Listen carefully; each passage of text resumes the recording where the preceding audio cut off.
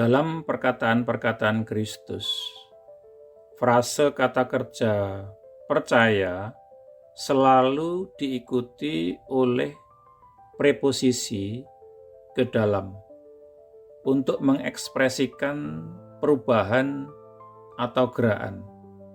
Sebagai contoh, Yesus berkata, "Kamu percaya kepada Allah, percayalah juga kepadaku." Juga dapat dibaca, "Kamu percaya ke dalam Allah, percayalah juga ke dalam aku." Tercatat dalam Injil Yohanes 14 ayat yang pertama. Hal ini menunjukkan fakta bahwa frase kata kerja percaya dihubungkan dengan proses perubahan atau gerakan. Tidaklah cukup untuk percaya kepada Kristus hanya dengan penerimaan mental akan fakta-fakta kehidupannya atau kebenaran-kebenaran ajarannya. Kita harus percaya ke dalam Kristus. Kita harus digerakkan oleh iman yang sepenuh hati dari diri kita dan ke dalam Kristus, dari dosa kita dan ke dalam kebenarannya, dari kelemahan kita dan ke dalam kuasanya, dari kegagalan kita dan ke dalam kemenangannya, dari keterbatasan kita dan ke dalam kemahakuasaannya. Iman hati yang alkitabiah ini selalu menghasilkan perubahan. Itu selalu berarti percaya ke dalam Kristus dan ke dalam kebenaran, dan hasilnya selalu adalah sesuatu yang pasti dialami di sini dan sekarang ini. Bukan sesuatu yang hanya diharapkan di masa depan.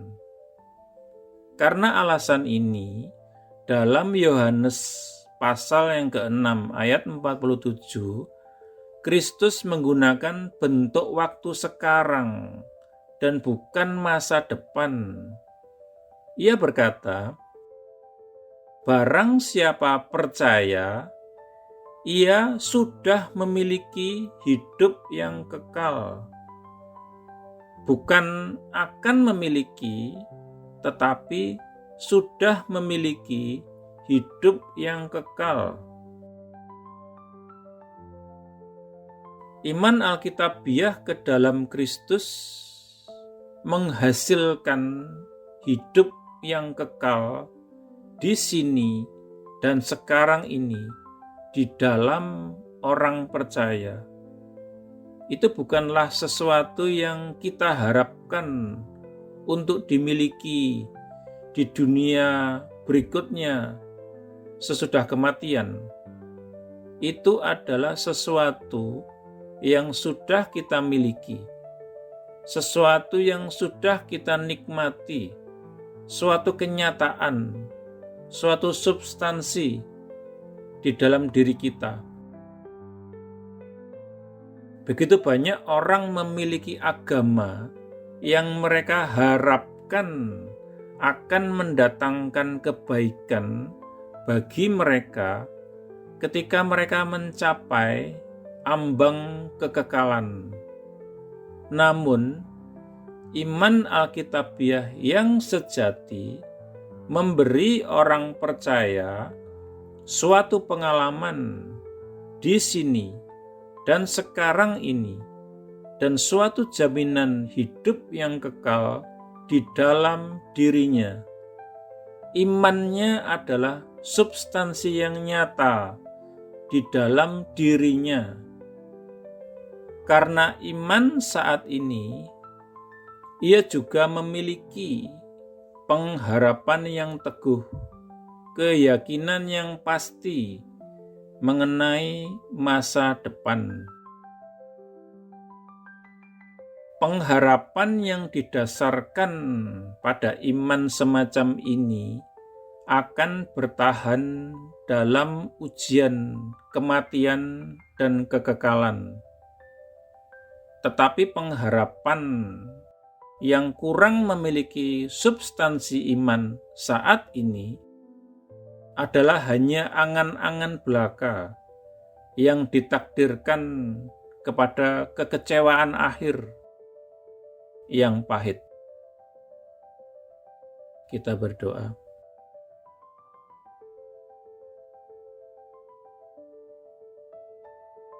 Bapa Surgawi, betapa besar kasih karunia-Mu, sehingga aku tidak perlu mengalami kekecewaan yang pahit ini, hanya karena imanku adalah dasar yang kokoh untuk hal-hal yang aku harapkan.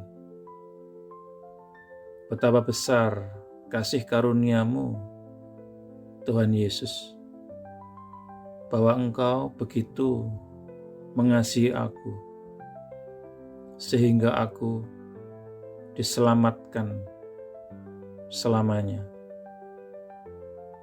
Amin.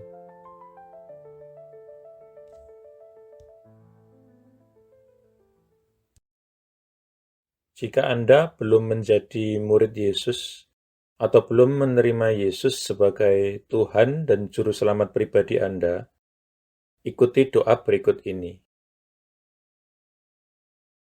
Tuhan Yesus Kristus, aku percaya bahwa Engkau adalah Anak Allah dan jalan satu-satunya menuju kepada Bapa, dan bahwa Engkau telah mati di kayu salib untuk dosa-dosa yang aku perbuat, dikuburkan, namun kemudian Engkau bangkit kembali dari antara orang mati, supaya aku dapat diampuni dan menerima hidup yang kekal. Aku menanggalkan segala kebanggaan dan pembenaran diri sendiri agamawi, dan segala macam gengsi yang tidak berasal daripadamu. Aku tidak punya klaim apapun atas belas kasihan-Mu, kecuali bahwa Engkau telah mati menggantikan aku. Sekarang aku tidak akan memberontak dan berdosa lagi kepadamu, ya Tuhan. Dan aku menyerahkan diriku kepadamu, karena sesungguhnya Engkau adalah Tuhanku. Aku mengakui segala dosa-dosaku di hadapan-Mu, dan aku tidak menyembunyikan apapun. Secara khusus aku mengakui, sebutkan dosa-dosa yang pernah Anda perbuat, yang Roh Kudus ingatkan. Aku bertobat dari segala dosa-dosaku, ya Tuhan. Aku berbalik dari mereka, dan aku kembali kepadamu, ya Tuhan, untuk belas kasihan dan pengampunan-Mu. Aku memohon pengampunan-Mu, terutama atas dosa-dosa yang menyebabkan diriku terkena kutuk.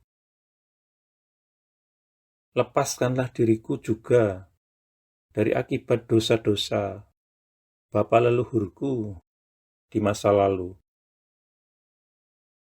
Oleh keputusan kehendakku, aku dengan sadar mengampuni setiap orang yang pernah melukai atau bersalah atau merugikan aku, sama seperti aku ingin Tuhan mengampuni diriku. Aku menanggalkan seluruh kepahitan, seluruh kemarahan dan dendam, dan segala kebencian. Secara khusus, aku mengampuni. Sebutkan nama-nama orang yang Anda maksudkan. Aku membatalkan dan memutuskan segala hubungan yang pernah aku miliki dengan hal-hal okultisme dan segala macam agama palsu dan segala sesuatu yang berasal dari iblis. Seandainya aku masih punya barang-barang yang menghubungkan diriku dengan iblis, okultisme, dan agama palsu, aku berkomitmen saat ini, Tuhan, untuk menyingkirkan dan menghancurkannya. Dengan ini pula aku membatalkan segala hak atau kekuasaan yang dimiliki iblis atas tubuhku dan kehidupanku. Tuhan Yesus, aku berterima kasih bahwa di kayu salib Engkau telah menanggung segala kutuk yang mungkin mengikat diriku selama ini. Engkau telah dijadikan kutuk, supaya aku dapat ditebus dari setiap kutuk dan mewarisi berkat-berkat Allah. Atas dasar itu, aku memohon Engkau, Tuhan, untuk melepaskan aku dan membebaskan aku dari segala kutuk yang mengikat kehidupanku di dalam nama-Mu, Tuhan Yesus Kristus. Aku menyerahkan diri dan menundukkan diri kepadamu, ya Tuhan, dan aku melawan iblis. Dengan iman, aku menerima kelepasanku sekarang, dan kuucapkan terima kasih, Tuhan, untuk kelepasan ini. Amin. Selanjutnya, Anda bisa mendapatkan pengajaran meletakkan fondasi bagi murid Yesus dengan subscribe di channel ini. Tuhan Yesus memberkati.